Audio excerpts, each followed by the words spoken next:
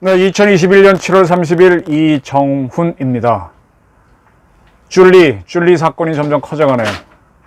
줄리 덫을 벗어나는 방법은 무엇인지 오늘 살펴보겠습니다. 오늘 윤석열 씨가 국민의힘에 전격 입당했습니다. 다 이미 보도를 보셨겠지만 왜 전격적으로 입당했냐라는 질의가 나오니까 입당과 관련된 불확실성을 갖고 가는 게 오히려 제가 정권 교체와 정치 활동을 해나가는데 국민들께도 많은 혼선과 누를 끼치는 게 아니냐는 생각이 들었다. 그리고 중요한 말을 했습니다. 제가 입당을 결심한 지는 몇 시간 안 됐다. 그럼 오늘 결심해서 오늘 입당했다는 얘기입니다. 얼마 전에 김종인 씨를 만나고 했을 때는 입당을 좀 늦추는 것처럼 나중에 할 것처럼 얘기가 나왔는데 그게 아니고 본인이 다급하게 입당을 결정했다. 이런 식으로 이야기를 했습니다.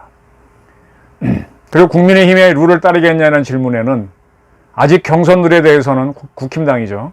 생각해 본 적이 없다라고 하고 나서는 가장 공정한 경선 룰은 본선 경쟁력을 감안하는 것이라고 일반 국민도 인식하지 않겠나라고 이야기했습니다.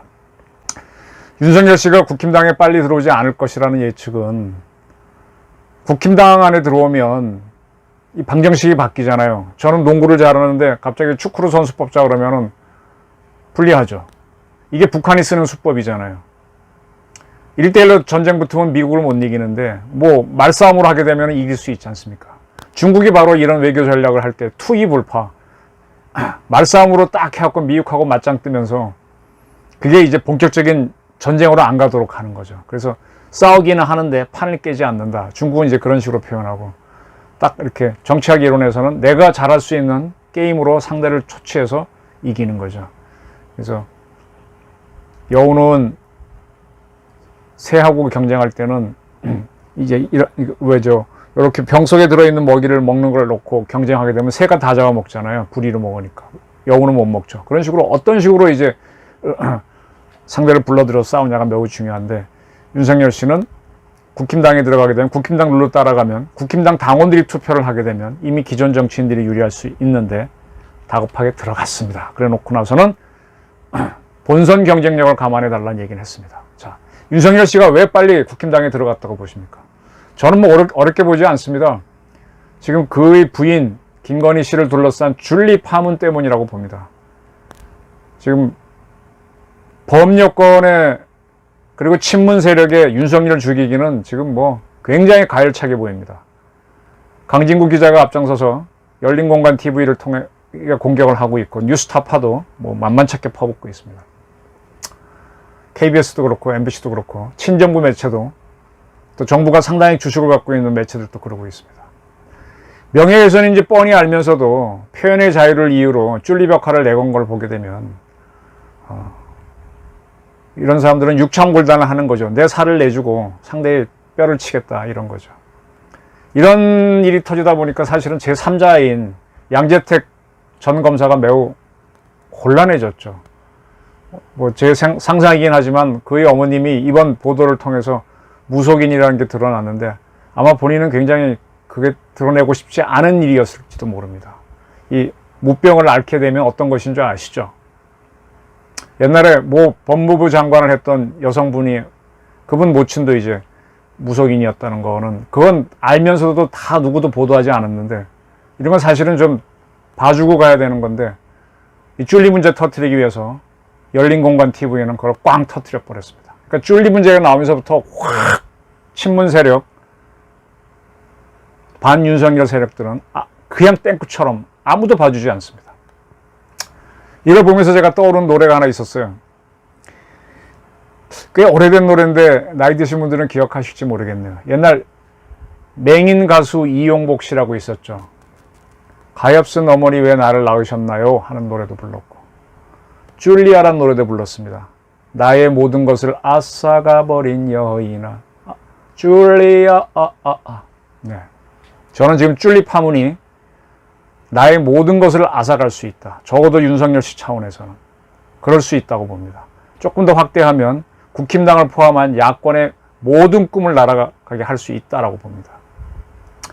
이번 20대 대선은요, 쉽게 말하면 쭌리로 시작해서 쭌리로 끝날 수 있습니다. 특히 윤석열 씨한테는. 이게 큰일이기 때문에 윤석열 씨도 당황해서 급히 몇 시간 전에 결심을 했다라고 하면서 오늘 국힘당에 입당하지 않았나 저는 봅니다. 자, 여기에 대해서 윤석열 씨가 많은 소송을 제기하는 걸로 맞서겠다고 하지만 소송 결과는 대선 끝난 다음에 나올 거고 이미 그 전에 대선은 끝납니다. 그리고 2차, 3차 공격이 오면서 그도 지금 사건이 한두 개가 아니잖아요. 박근혜 대통령 잡아놓은 것부터 또 본인이 중앙지검장 할 때 검사도 한 명 자살한 분 있고 그리고 적폐 수사한다고 얼마나 조재랑 헝칼스도 휘둘렀습니까? 제가 아는 많은 보수 인사들이 윤석열 씨에 대해서 내가 보수이긴 하지만 윤석열은 안 된다는 주장하는 분들 많습니다. 저도 그것 때문에 굉장히 윤석열을 의심해서 봤었고요. 근데 어쨌든 판이 벌어졌습니다. 근데 이러한 좌파나 친문의 공격을 쩔쩔맨다라고 하려면 대통령 선거에 나오지 말았어야 돼요.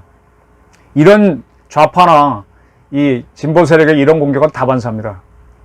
이들은요, 이 사람들은 국민이란 말을 안 쓰고 인민이란 쓰잖아요. 인민한테 먹히들기 쉬운 요소로 아주 쉬운 용어로 공격을 합니다. 그걸 받아낼 능력이 있어야만 대한민국 대권, 천하대권을 잡을 수 있습니다. 간단하게 설명드릴까요? 좌파들이 씌웠던, 박근혜한테 씌웠던 프레임은 최태민이었습니다. 최태민 씨의 애를 낳았다는 얘기까지 나왔었죠. 그림도 나왔었죠. 아, 최태민 진짜 지독하게 다 붙었습니다. 근데 박근혜 씨는 그걸 이기고 대통령에 당선됐습니다. 그러나 그 이후에는 다 뛰어난 정치력을 발휘 못해서 최태민 씨의 딸인 최순실과 엮이면서 탄핵을 당했습니다. 그러니까 윤석열 씨가 지금 당하는 쭌리 문제는 본인의 문제가 아니라 보수의 길을 걸었던 거의 모든 정치인이 당한 거란 걸 설명드린 겁니다. 그 중엔 이겨낸 사람도 있고 실패한 사람도 있습니다. 홍준표 씨는 돼지 발정제로 시작해서 돼지 발정제로 낙선했습니다. 그 전에 막말 프레임도 있었지만 계속 야, 돼지 발정제 최태민하고 무슨 관계야, 막말 이러고 꺼내고 쭌리의 꿈 꺼내면 일반 국민들은 희덕희덕 재밌어 하거든요. 그걸 이겨낼 지략과 배심이 없으면 대통령 선거 나오지 말란 얘기입니다. 그거가 윤석열 씨가 못 건질 것 같아서 불안해갖고 이 보수 세력은 까도 미담뿐이라고 하는 최재형 씨를 대선에 나오도록 끄집어냈습니다. 이미 많이 당했기 때문에 좌파한테. 근데 이 정도로 영입을 했으면 최재형 씨는 상황을 주도해줘야 되는데 유감스럽게도 상황 주도는커녕 지금은 뉴스메이커도 못하고 있습니다. 좀 답답하죠. 그만큼 쭌리 태풍은 위협적이라는 얘기입니다. 이거는 김부선 씨가 다시 등장해서 이재명을 잡아준 것과 비슷한, 그러나 김부선에 비해서는 쭌리가 훨씬 더 폭발력이 강합니다. 김부선 씨가 좀 나와서 이재명을 공격하면서 이낙연 씨가 상승을 하고 있죠. 똑같이 쭌리가 계속 거론되면서 윤석열은 추락하고 여권의 후보는 상대적으로 올라가는 그런 모습을 보셔야 됩니다. 지금 여권은 지금 대체로 지금 대선, 제가 어제 방송을 하고 난 다음에 오늘 참 전화를 많이 받았습니다. 대개는 이제 객관적인 분들이니까 못 봤다, 못 보는 걸 봤다, 맞다 그런 얘기를 많이 들었는데 그래서 제가 오늘 이 프로를 만드는 거는 그럼 그런 상황에서 보수 세력은 해법은 뭐냐라는 답을 한번 제 나름대로 제시하기 위해서입니다. 지금까지 우세승을 유지해왔던 건 윤석열 씨였습니다. 근데 사실은 그게 헛똑똑이 본인만의 1등이었지만 본인은 40%를 넘지 못하고 30몇 %에 갇혀있는 1위였는데 여권에서는 이낙연과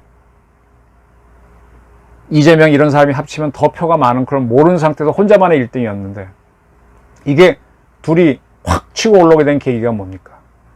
JTBC MBN이 민주당 예비경선 2차 후보 TV 토론을 했지 않습니까? 그때 정세균 씨가 김부선 씨 문제를 물으니까 이재명 씨가 내가 바지 또 한번 내릴까요? 이렇게 하면서 와 관심이 쏠렸죠. 윤석열에 있던 관심이 일로 갔죠. 그리고 나서 이낙연 씨의 맹추격이 벌어지면서 민주당 여권이 더 대선 전체로 보게 되면 앞선 국면이 지금 확인이 된 겁니다. 제가 드리는 말씀이 뭔가 하면 판을 만들어라는 얘기입니다. 지금 민주당 전체의 지지율이 높잖아요. 이런 상태를 역전시키면서 윤석열한테 쏟아지고 있는 쭌리가 쏟아지면 윤석열도 꼼짝 못하고 국민의힘도 꼼짝 못합니다. 뱀이 하면 탁 도끼를 보면 그때 제가 한번 소백산 등산 가다가 진짜 뱀이 개구리 잡아먹으려고 한 거 본 적이 있는데 거리가 꽤 되는데도 못 도망가더라고요. 도끼에 얼려갖고. 그래서 제가 스틱으로 탁 치니까 뱀을 살짝 피하는데 개구리가 거꾸로 뒤로 낮아빠지더라고요. 그러니까 어리 빠지더라고요. 쭌리 문제가 나오면 국민의힘과 윤석열 다 꼼짝 못합니다. 이걸 빠져나오면서 역전시키는 이런 능력이 있어야 돼요. 그 방법이 뭐냐? 국힘당 룰에 따른 아까 뭐 윤석열 씨도 국힘당 룰에 따른 경선이 최고는 아니다. 본선 경쟁력을 봐야 된다 그랬는데 국힘당 룰에 따른 경선과는 별도로 국힘당이나 또는 야권에 있는 후보자들이 대선 국면을 만들으라는 겁니다. 공약을 얘기하고 자기 주장을 내세워서 국민 검증을 받으라는 겁니다. 그들이 치고 나갈 때 야권으로 정보가 들어옵니다. 지금 앞으로 큰 정치적 변수는요. 제가 어제도 방송했지만 문재인 정권이 지금 청와대하고 노동당 본부청사 사이에 한라인을 다시 재개했잖아요. 여기서 무슨 얘기를 오갈지 모릅니다. 그리고 박지원이라고 하는 독특한 사람이 이끌어온 국정원이 북한과 어떠한 합의를 해서 어떤 초대형 북풍을 만들어서 대선 상황을 역전시킬 뒤흔들어 놓을 수 있습니다. 그런 것들을 하게 됐을 때 그 정보가 들어와야만 막을 수가 있는데 그거는 누가 총대를 메고 앞에 나가야만 됩니다. 지금 김학의 씨 불법 추금의 비밀을 털어놓은 거는 안양지청의 부장검사였죠. 그 다음에 월성원정 수치 조작을 세상에 알려준 거는 강창호 씨, 노동자. 이런 사람이 그런 사람들이 그걸 정보는 가진 사람들이 있어요. 그걸 갖다 주려고 할 때 누가 있어야만 갖다 주는데 총대를 많은 사람이 없으면 아무 데도 못 갑니다. 그러니까 지금 야권에서는 후보가 되겠다는 사람들은 빨리 총대 들고 나와라. 그리고 두 번째로 할 게 뭐냐. 쭌리 문제로만 이슈가 쏠리지 않도록 탈핵, 문재인 정권의 탈핵, 문재인 정권이 꼼짝도 않은 북핵 문제, 그 다음에 LH 사건 이후 개판이 된 부동산 문제, 아파트 문제, 그 다음에 젊은이들 MZ세대 지금 일자리가 없는데 지난 서울시장 선거, 부산시장 선거 때는 젊은이들이 지지가 와서 야권이 이겼잖아요. 그러면 일자리 문제 꺼내고 국방 문제 어떻게 할래? 외교 문제 어떻게 할래? 이런 걸 툭툭 던져야 됩니다. 그냥 던지는 게 아니라 분명히 던져야 됩니다. 하나의 예로 제가 몇 차례 말씀드렸던 거지만 지금 의무비용 복무기간을 18개월, 1년 반으로 줄이고 있습니다. 거의 다 줄어들었어요. 이렇게 되면 대한민국 군대가 너무 적어집니다. 나중에 북한이 붕괴됐을 때 한국 군들이 넘어가서 북한의 군정을 하려면 우리 쪽도 계엄령으로 지키고 하려면 너무 적은 숫자가 됩니다. 적어도 60만은 유지돼야만 120만이라고 대군인 북한군한테 총을 받아내는 무장 해제를 할 수 있습니다. 우리 2명이 가서 인민군 하나 겨누고 총내나 하는 게 안전하지 우리 병사 1명이 가서 두 놈 보고 총내나 그러면 겁이 나서 하겠습니까? 한국군 병력 함부로 줄이는 거 진짜 인기 발언이지만 진짜 우리 폭망할 수도 있는 잔꾀입니다. 이런 거에 대해서 보수 세력에 나서는 후보들은 나는 아니다. 나는 대한민국 젊은이들에게 국가를 위해 1년 6개월이 아닌 만 2년의 헌신을 바란다. 국가를 도와다오. 이렇게 이야기해서 논란을 만들어야 됩니다. 좌파들은 공격하겠죠. 근데 애국심으로 설득하라 이겁니다. 원자력에 대해서 분명한 입장을 밝혀야 됩니다. 제가 자꾸 탈핵 하는데 저 같은 일개 기자도 문재인 정권이 출범한 2017년 그 기세등등한 시절에 탈핵 비판이라는 책을 만들었습니다. 그거 만들 때 정말 오해도 많이 받았고 힘들었습니다. 지금도 그것 때문에 불편한 사이가 좀 많아졌습니다.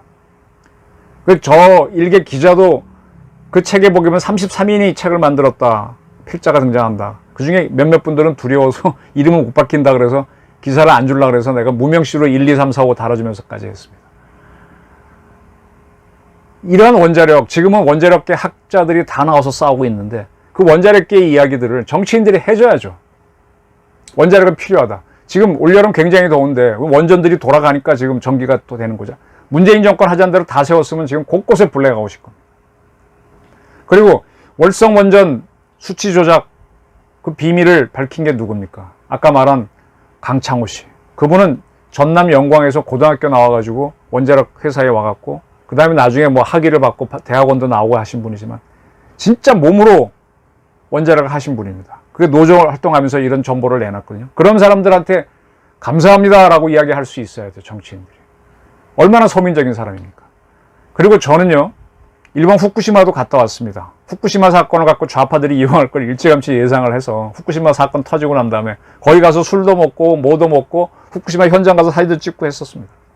지금 후쿠시마산 요리를 가지고 일본 도쿄올림픽에서 제공하는 걸 한국 선수단은 안 먹는데 진짜 원자력을 살리고 싶은 보수의 정치인이라면 후쿠시마산 농산물 갖고 와서 요리해서 먹는 거 한번 하십시오.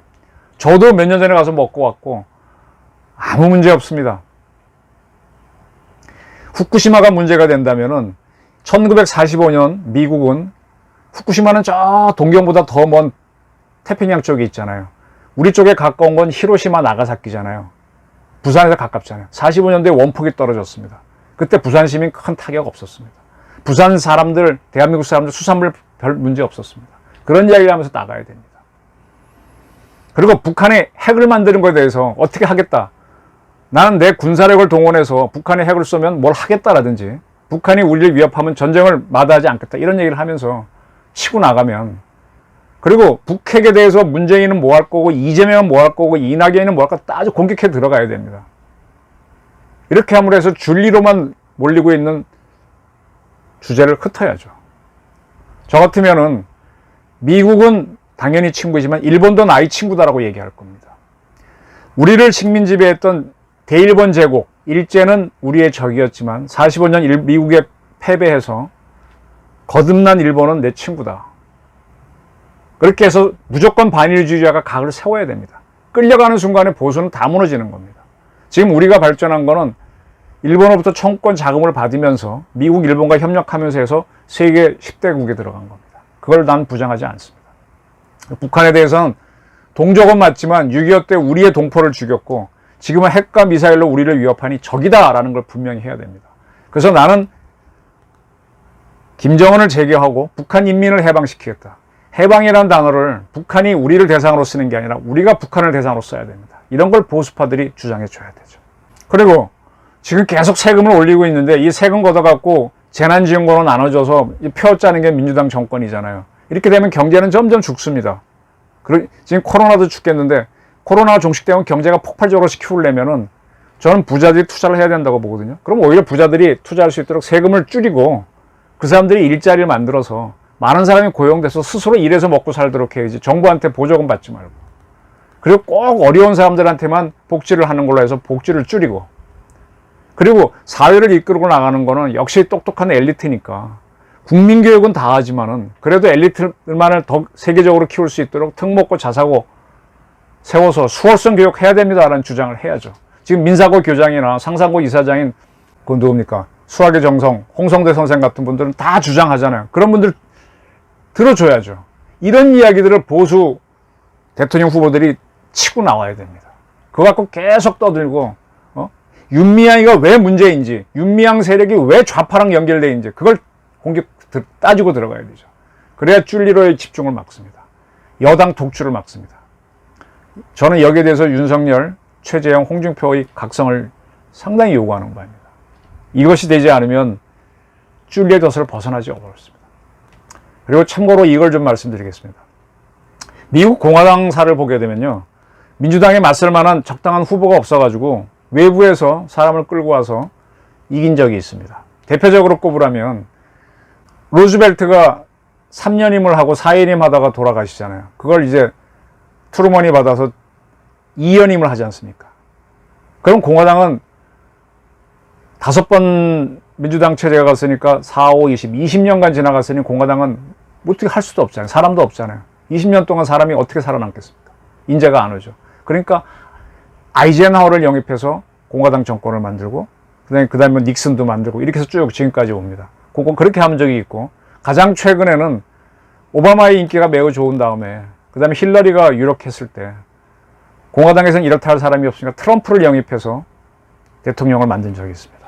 저는 트럼프의 사례하고 아이젠하워 사례를 한번 봐야 된다, 볼 걸 좀 권합니다. 트럼프는 뭐 잘 아시죠? 굉장히 유명하죠. 2016년에 마땅한 후보가 없던 미국 공화당이 입당을 해서 승리를 했습니다. 원래 그는 사업가였죠. 1988년에 아버지 부시 대통령이 당선됐을 때 부통령을 하고 싶다, 러닝메이트 나를 해달라고 한번 입질을 했던 적이 있는데 되지는 않았습니다. 정치의 뜻이 있었죠. 2000년인가는 제3정당 개혁당 후보로 대선에 나오겠다라고 하다가 포기한 적이 있습니다. 정치의 뜻이 있던 사업가입니다. 그리고 2015년에 반히스패닉 발언을 계속하는데 이게 인기를 끕니다. 멕시코 이민자들은 강간범이다까지 얘기합니다. 그렇게 해서 당선되고 난 다음에는 멕시코 사이에 국경에 뭐 벽을 쌓고 막 이렇게 했지 않습니까?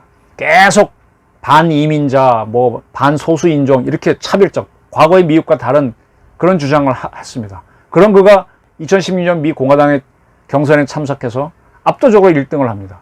그럼 막말도 많이 했죠. 그래서 공화당 수뇌부는 영입을 하도 후보가 없어 영입했는데 그가 위험스러워서 그 부통령에는 아주 그 헌신적인 사람 누굽니까? 갑자기 패 누구죠? 그 친구를 이제 붙여주고 하는데. 근데 그렇게 선명한 주장을 하고 편벽된 주장을 했지만 그는 힐러리를 꺾고 대통령이 됐습니다. 그건 뭔가 그의 주장에 따르는 친트럼프 세력하고 공화당 세력의 지지가 있었기 때문에 된 겁니다. 그리고 또 하나가 아이젠하워인데, 아이젠하워는요 참 이렇게 보면 볼수록 운이 좋은 사람입니다. 그분은 소령이었을 때 그때 미 육군 참모총장이 더글라스 맥아더입니다. 맥아더의 수석 보좌관을 했어요. 소령으로 육군 대장을 모셨습니다. 그 다음에 맥아더가 총장 끝내고 필리핀 주둔군 사령관 갈 때 따라가서 잠깐 보좌를 합니다. 그리고 돌아와서 36년에 중령이 되고 그 다음부터 굉장히 빨리 전쟁 때문인지 41년도에 준장, 42년도에 대장으로 확 올라갑니다. 그래서 유럽 전구 사령관이 되죠. 미군이 유럽 전쟁에 참전하는데 그때 총사령관이 되죠. 그래서 44년도에 원수가 됩니다. 그리고 45년도에 독일의 항복을 받고, 그리고 돌아와서 미국에서 48년까지 미 육군 참모총장을 합니다. 끝나자마자 미국 하버드, 예일, 프린스턴, 그 다음에 컬럼비아 치죠. 컬럼비아 대학 총장을 하고 동시에 나토군 총사령관을 합니다. 그리고 52년 전역을 하면서 컬럼비아 대학 총장도 나오면서, 그때 미국 공화당은 프랭클린 루즈벨트에 이어서 이제 트루먼이 대통령을 했기 때문에 후보가 없잖아요. 이분을 영입합니다. 영입하니까 대통령이 또 바로 돼버립니다. 공화당 경선에서 압승을 하고. 그때 유명한 워낙 인기가 좋아서 I like 아이크, 아이크가 아이젠하워의 애칭이잖아요. 태프트를 꺾고 미국 대통령 선거에 당선이 되죠. 진짜 아이젠하워는 그가 군인이었던 시절은 전쟁의 시절이기 때문에 아주 승기를 탈 수 있었고, 그러면서 또 이상하게 운이 좋아 출세를 빨리 했어요. 자기가 소령으로 모셨던 참모총장이 맥아더인데 나중에 맥아더와 같이 원수가 됩니다. 그죠? 그 다음 육군 참모총장을 지내고 나토군 사령관 할 때 이 맥아더는 6.25 전쟁에 참전해서 인천 상륙작전을 하게 되죠. 자기는 이미 다 거쳐갑니다. 참 운이 좋았죠. 시대를 타고난 거에다가 운도 좋았고 뭐 실력도 있었겠지만 운이 좋았겠죠. 지금 국힘당에서는 이 아이젠하워 같은 사람을, 아이젠하워는 I like 국민도 좋아하고 I like 아이콘 그런 영입자를 원하겠지만 그런 사람은 없는 것 같아요. 제가 보기에는 트럼프 같이 굉장히 복잡한 사람이 들어올 수밖에 없는 것 같아요. 그게 아마 윤석열일 수도 있습니다. 그 케미를 어떻게 할 것이냐, 그 고민을 해야죠. 더 좋은 수혈자가 있으면 좋겠지만 없으면 논쟁 끝. 그 다음에 어떻게 판을 바꿀 것이냐, 쭌리 문제를 어떻게 벗어날 것이냐. 여기에 대해서는 제가 드린 대로 이슈를 만들어라. 지금 최재형 씨 국힘당 가서 이슈 메이킹 못하고 하고 있는데 답답하잖아요. 툭툭 던져야죠. 과거에 홍준표 씨가 그걸 잘 던졌었는데 던지면서 판을 만들어야죠. DJ라고 하는 강력한 정치인이 있을 때 홍준표 씨가 DJ 저격수 하면서 하니까 이게 뭐가 균형이 잡아가는 거잖아요. 지금 국힘당에는 이준석이라고 하는 젊은 친구가 와서 새로운 판은 만들었어요. 산뜻함은 만들었지만 본격적인 게임을 못 들어가고 있습니다. 이걸 바꿔라. 제가 어제 던진 주제에 대한 저희 아이디어는 이렇습니다. 경청해 주셔서 감사합니다.